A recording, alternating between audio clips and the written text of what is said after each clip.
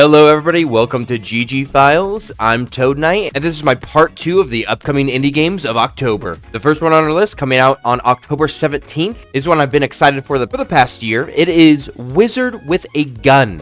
Wizard with a Gun is an online survival sandbox game, kind of like Don't Starve if it was a roguelike. I played the demo to this one.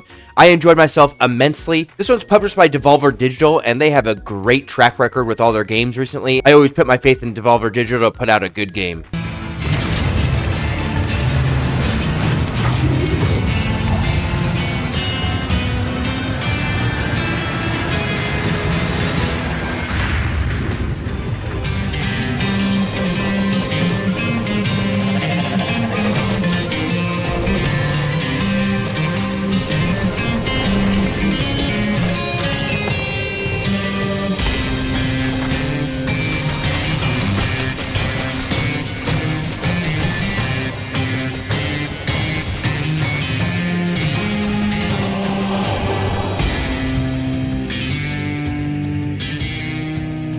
Coming in on October 18th is one called Dreadhunter. This one is made by Trickster Arts.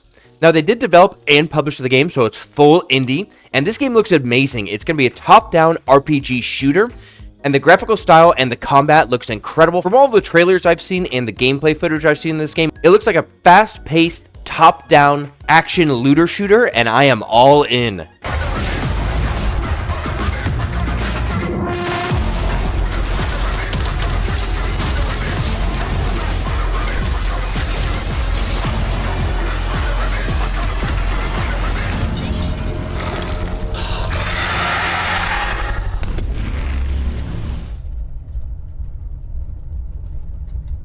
Another game coming out on the 18th is Sea of Survivors. I always like to include a Vampire Survivor-like game on the list. I'm a big fan of Bullet Havens, and this was my choice for this list. Sea of Survivors is a Bullet Haven, but you get to play as a bunch of different ships out on the open seas.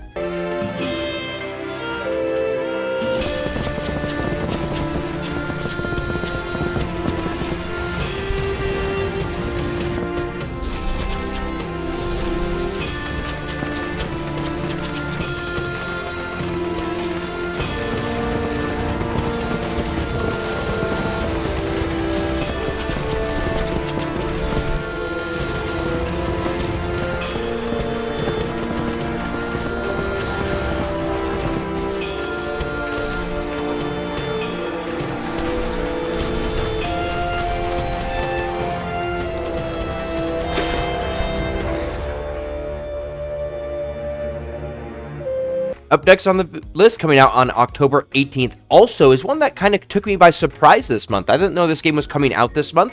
This one is Hellboy Web of Wyrd, which is very interesting because it's an action roguelike coming out, but the combat looks very slow and methodical, and I love that style of combat. I am very excited for this one. This one totally blindsided me. I didn't know this was going to be one of my favorite ones of the month, and it looks like it definitely is going to be. Here goes nothing.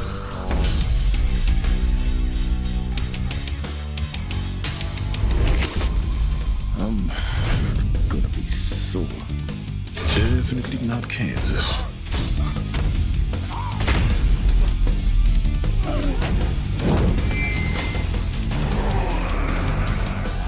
Good night.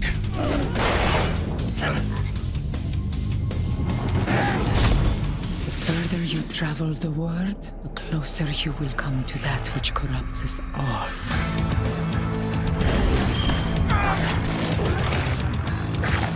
I said stay down! And we're done! Ow! That's all for you! Hey! Oh, come on!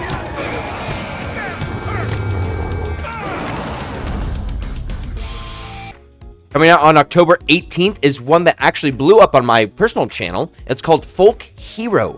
It's an action roguelike, very pixel minimalist style. I enjoyed it a lot. There was a lot of gameplay features to the game. There's a very smooth combat. And the game's set in the world of Slavic fantasy, which is very interesting because you don't get to play too many games set in the world of Slavic fantasy.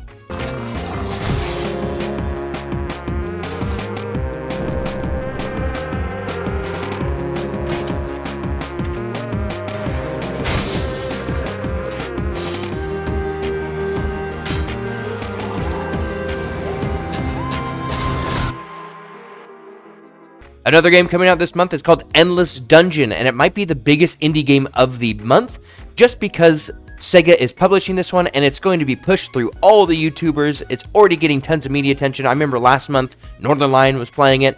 This one's going to be pretty big. I'm excited for this one. I'm picking it up day one, even though it is kind of a steeper price at $30. I think it's still going to hit really good based on all the gameplay I've seen from the YouTubers and Twitch streamers I watch.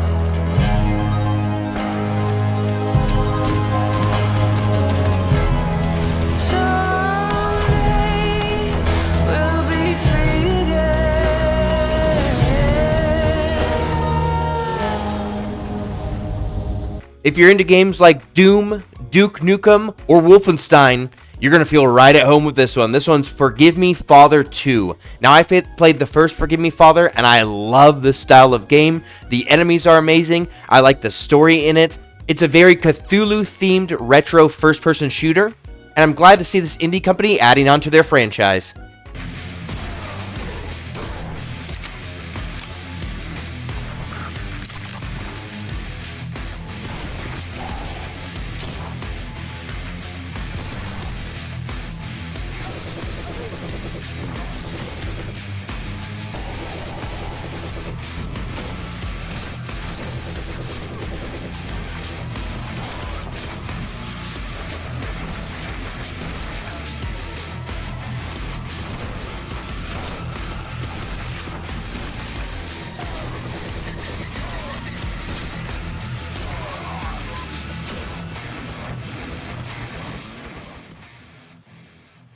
Now, I don't know if this one fully counts as an indie game because it is made by a kind of smaller developer in Japan, but it is also published by NIS America.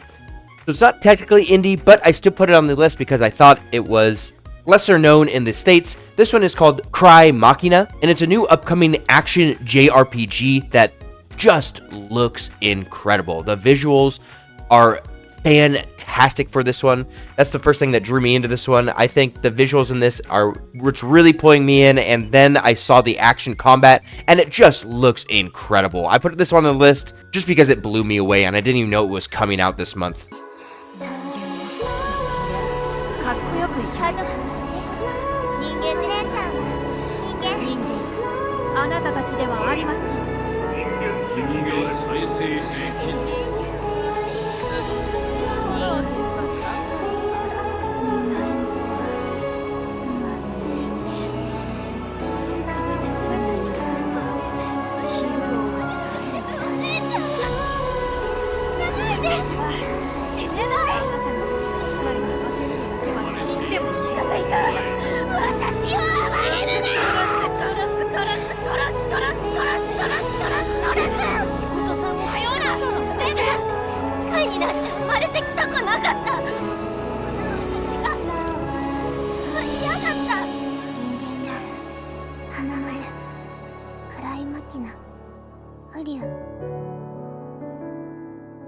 Another game coming out on the 24th is a very interesting one. It's called Ripout. It is a first-person shooter, co-op horror first-person shooter. And from the looks of the trailer and the gameplay, it does not look like a horde shooter. It looks like a slower shooter where the enemies might be actually stronger than you and you have to sneak around more than actually just blast through hordes of enemies. It looks more like GTFO, but just based on the gameplay trailers, I am very interested in how slow this game is. It gets me excited for it.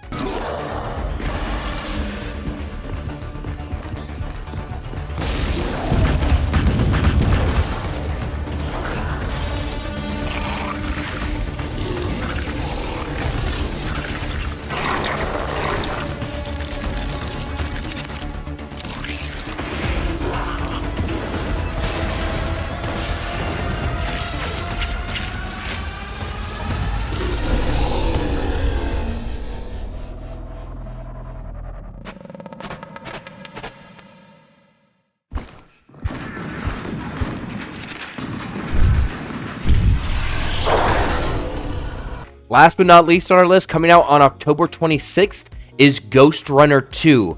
Now, another one, I don't know if it fully counts as a full indie game because it is published by 505 Games. I love 505 Games. I think they're a great company, but I would put this one more of a AA section, but I put it on the list anyway just because I think the first Ghost Runner was really good. I'm excited for Ghost Runner 2. If you're into very fast run and gun, or in this case, run and sword kind of combat, you're going to feel right at home. This one's a very fast slasher set in an apocalyptic cyberpunk future.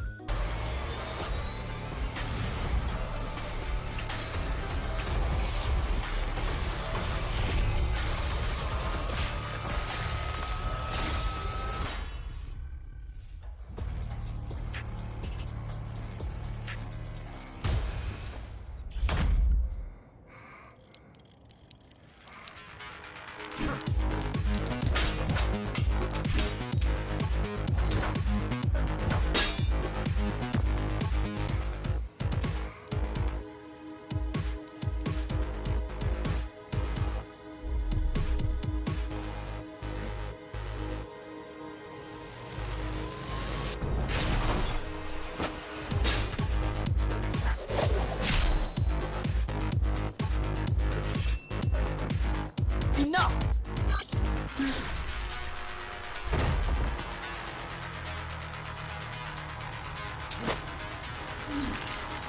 I'll handle things from here on.